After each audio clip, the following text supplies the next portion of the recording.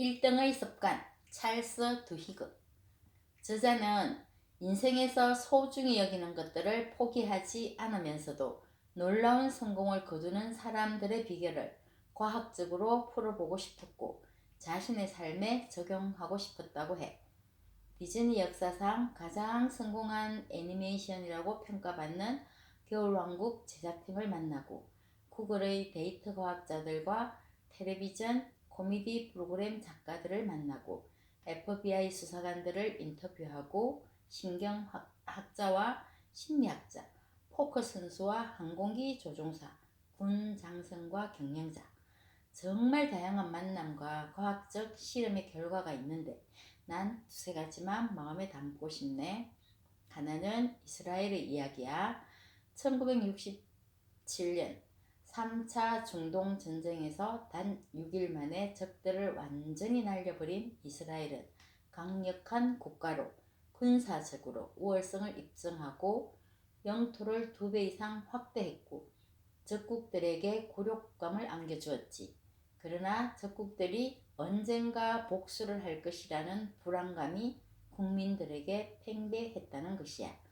6.1 전쟁 후 6년이 지난 1973년 여름 군사정보국 국장에 취임한 제이라는 국민의 불안감을 줄이겠다는 목표를 제시하면서 절제된 접근으로 낭비적인 예측을 방지할 수 있다고 했다는데 1973년 10월 2일과 3일 이집트군의 이동이 눈에 띄게 증가했고 시리아와 국경을 맞댄 지역에서도 움직임이 있다는 소식이 있었는데 적국의 군사력을 볼 때 전쟁 가능성은 아주 낮다고 예측하면서 시나이 반도의 첩보들로부터 들어온 보고를 받고도 크게 걱정하지 않았다고 해.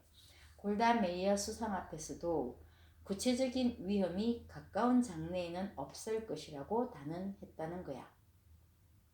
그러나 1973년 10월 6일 유대력에서 가장 신성한 날로 생각하는 욤 키푸르 속죄일 기도가 시작되고 이스라엘 길거리가 조용할 때 이집트와 시리아가 동시에 총공격을 했다는 것이야.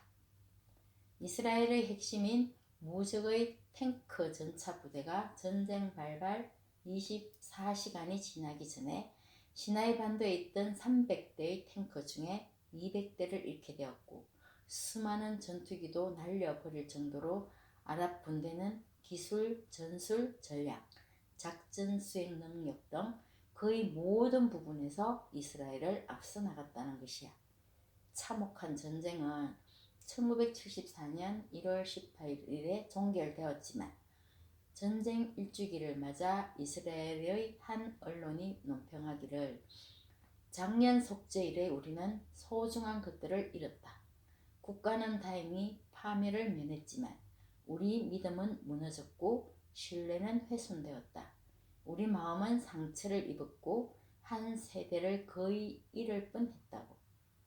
역사학자 쿠마라스 와미는 사반세기가 지난 지금까지도 욤 키푸르 전쟁은 이스라엘 역사에서 가장 충격적인 사건이라고 말하였다고 해.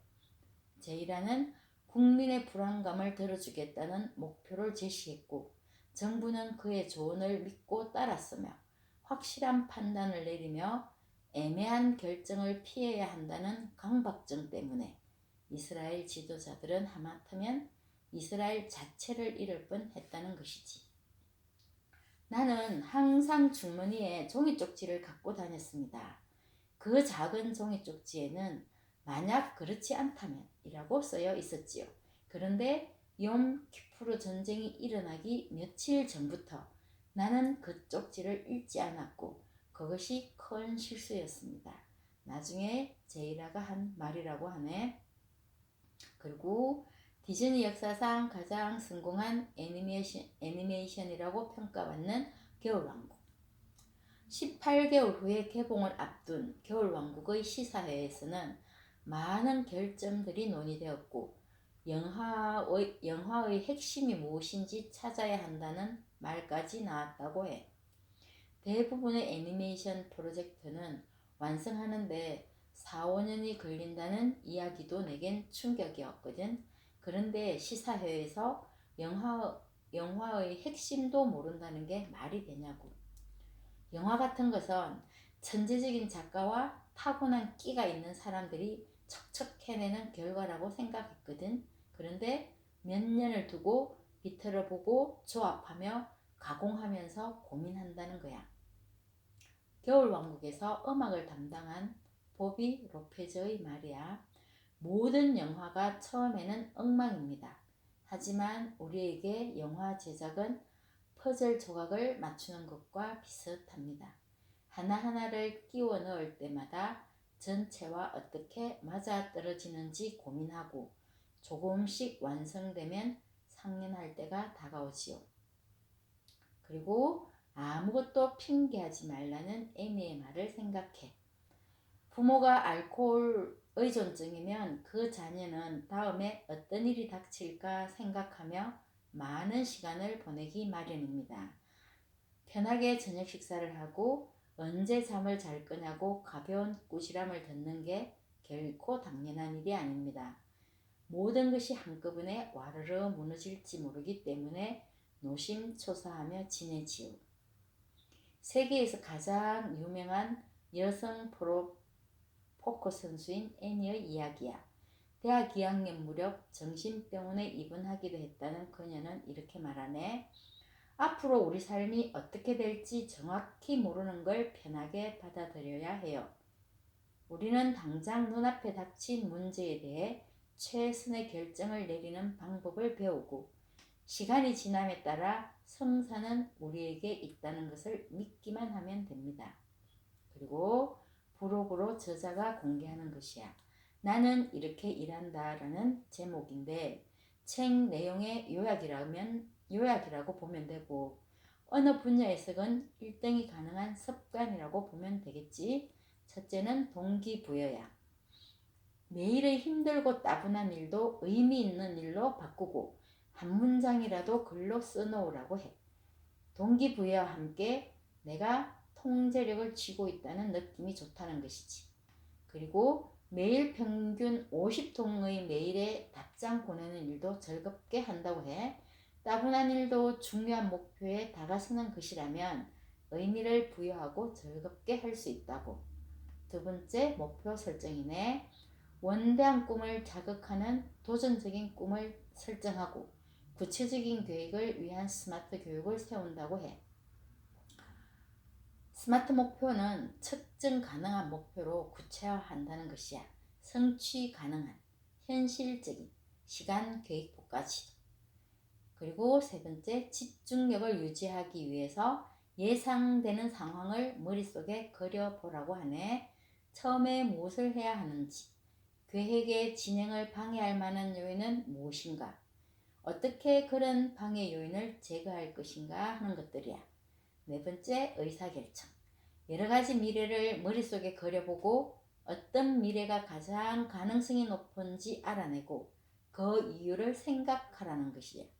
다양한 경험과 관점을 모색하고 다른 사람의 생각을 포용할 때 우리는 베이지안 직관력을 더욱 세련되게 다듬어 갈 수가 있다는 것이야. 다양한 목표를 찾아낸 정보를 나 자신의 것으로 소화할 때 선택 방향은 더욱 명확해진다는 것. 그리고 빅 아이디어. 새로운 정보에 맞닥뜨리면 그 정보를 어떻게든 가공해야 한다는 것이야. 예를 들면 방금 학습한 것을 글로 써보거나 일련의 기준점들을 그래프로 그려보라는 것. 우리가 살아가는 과정에서 행하는 선택 하나하나가 일종의 실험이라는 것. 그런 선택에 내포된 정보를 찾아내고 그 정보를 어떻게든 활용해서 그 정보에서 뭔가를 배우는 게 삶의 요령이라는 것이야. 여기까지야. 어쩌면 이미 알고 있는 내용이기도 하지. 복습이라 생각하고 다시 한번 새롭게 다짐하는 기회가 되었으면 해. 나의 꿈을 딱 세우고 그 꿈을 위한 작은 목표들을 만들고 나의 삶에 끌어오기 위해서 또 작은 계획들을 매일의 삶으로 가져오는 것이 우선이겠지. 그리고 만약 그렇지 않다면 하는 반전의 가능성도 염두에 두면서 또 퍼즐 맞추기처럼 삶의 순간들을 예측하고 나 자신의 것으로 가공하면서 시간이 지남에 따라 성사는 우리에게, 나에게 있다는 믿음으로 내가 행복한 그곳에서 1등으로 살아가길. 안녕.